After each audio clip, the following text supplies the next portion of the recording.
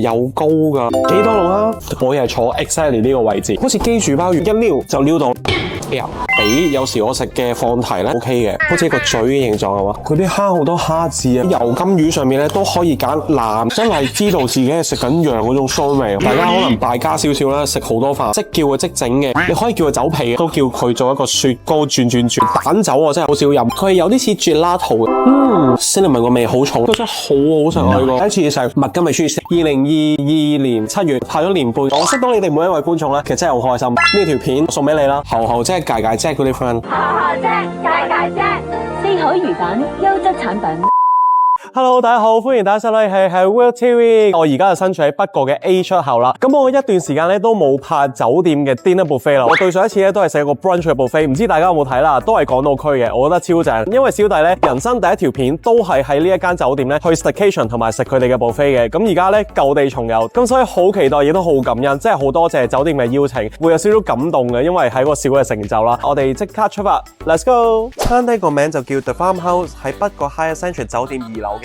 咁如果喺北角站咧，喺 A 出口渣華道嗰度咧，一路直行，見到 A1 出口咧，一路直去啦，跟住咧就行去北角碼頭嘅方向，咁見到呢一個 building 就係噶啦。多謝晒每一位觀眾啊，已經過咗6000訂閱啦，記得訂閱、留言、讚好，響埋個鐘仔，有新片出會通知你噶，多謝支持。因為今年係龍年啦，酒店今次會推出東方滋味匯萃自助餐，以中式嘅美食啊作為靈感，就有好多唔同嘅經典東方菜式啊。咁呢個主題會做到3月3號嘅，而且咧仲會有優惠低至6折價，詳情咧就留意資訊欄啦。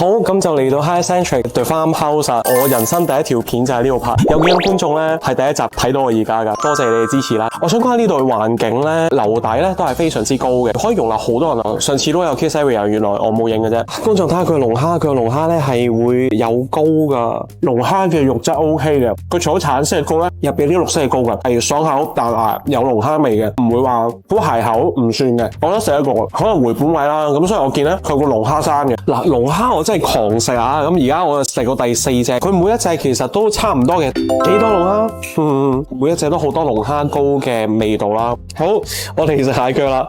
Camman 同我去過好多唔同嘅地方，呢年半咧，佢跟我喺後面幕後咧拍咗好多嘢，係個幕後功臣，咁所以藉住呢個係多謝佢啦。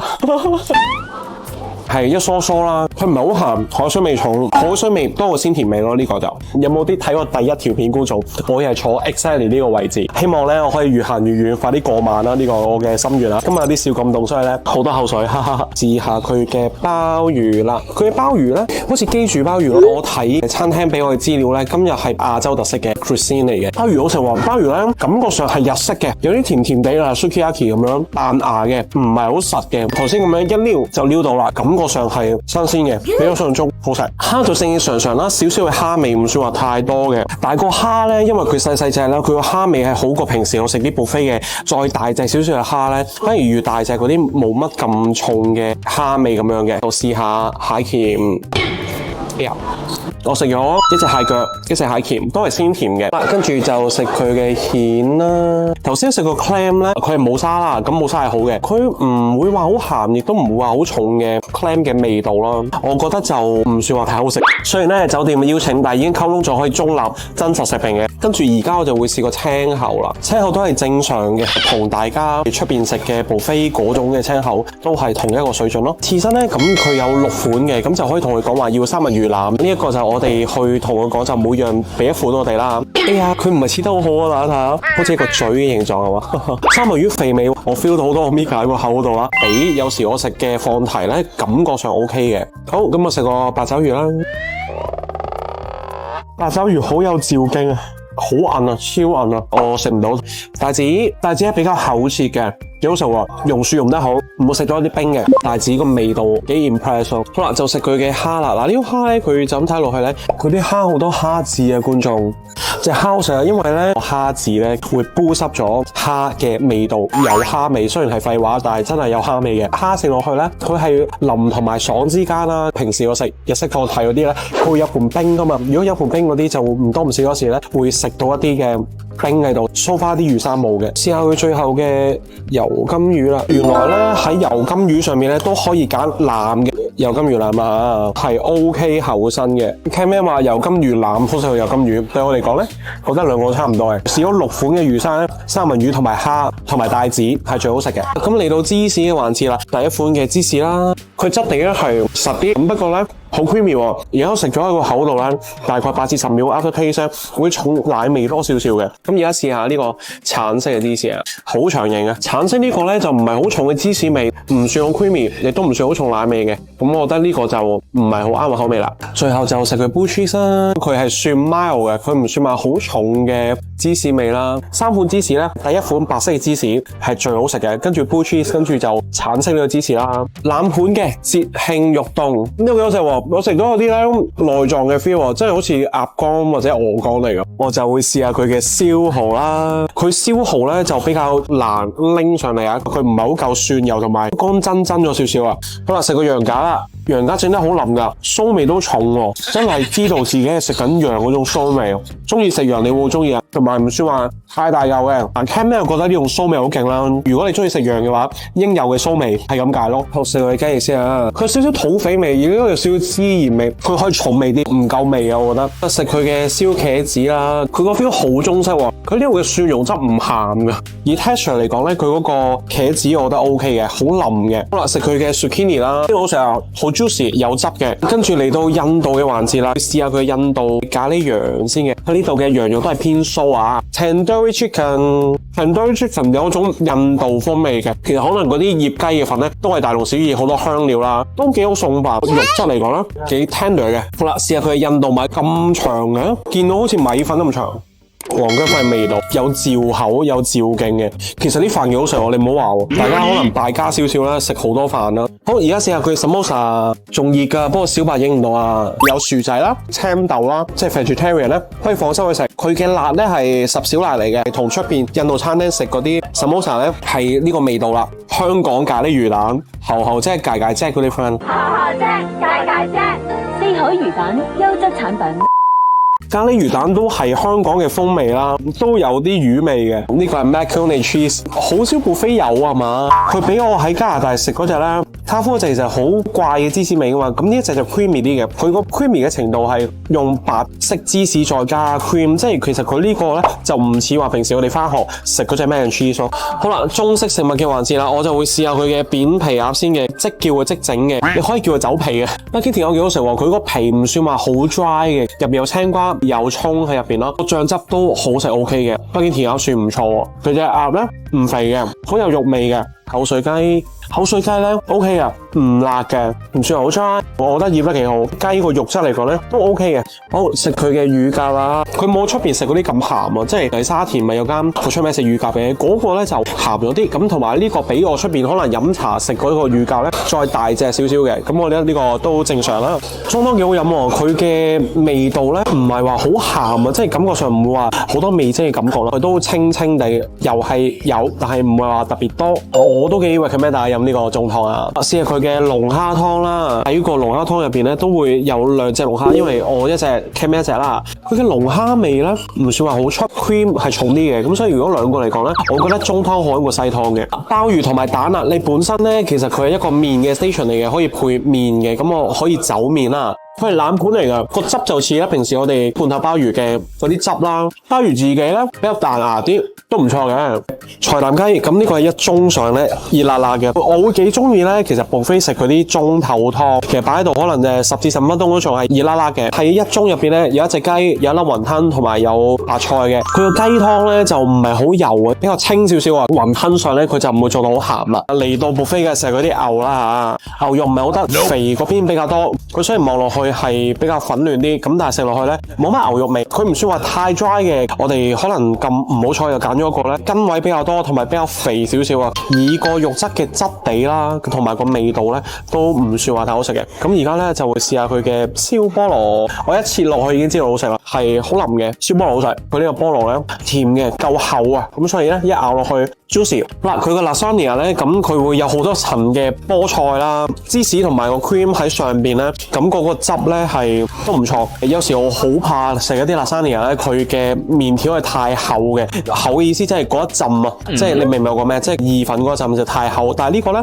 佢就整得係薄少少嘅，幾好食啊！呢個 OK 嘅。呢度焗豬扒飯啦，試下佢嘅伊比利亞豬焗豬扒飯啦。個豬扒飯個醬汁好食，番茄咁個醬汁咧係好惹味啦，好送飯啊！我會覺得我哋可以攞更加多嘅飯。豬唔算話好 dry 嘅，咁呢個幾有水準喎。呢度嘅飯麵暫時都幾 OK 喎。